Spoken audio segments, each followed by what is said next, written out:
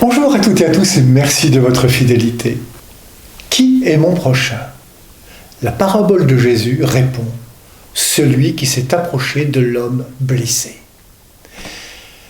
Nous avons toutes et tous, comme le prêtre et le lévite de la parabole, de bonnes raisons de rester à distance de quelqu'un se trouvant dans la difficulté. Dans son commentaire, le théologien protestant Antoine Nuis raconte une petite histoire.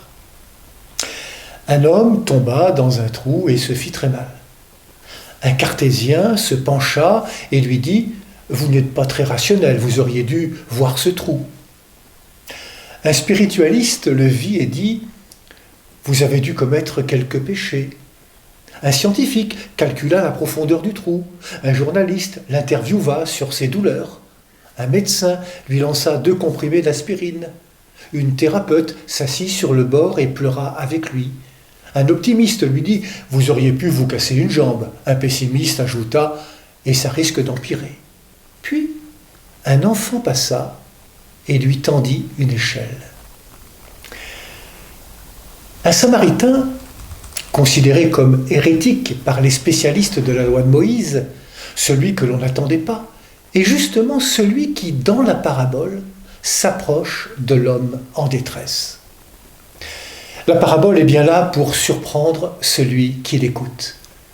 Surprendre pour l'inviter à changer de point de vue, à changer de regard.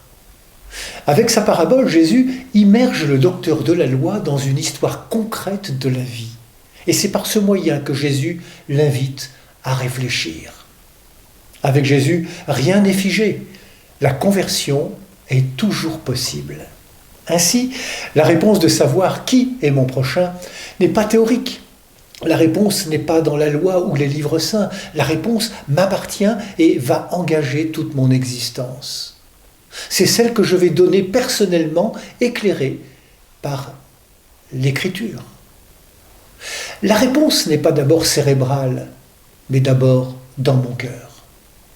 La question alors n'est plus de savoir qui est mon prochain pour Jésus, elle est de savoir de qui puis-je me faire proche.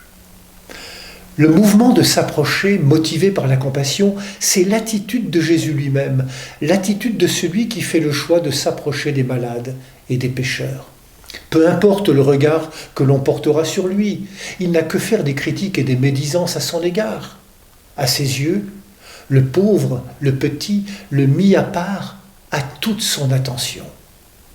S'approcher du faible et du pauvre est le mouvement même de Dieu. La vie éternelle commence quand j'ouvre mon cœur à un autre que moi-même, osant la rencontre gratuitement, sans calcul. Bonne journée à toutes et à tous, prenez bien soin de vous et des autres.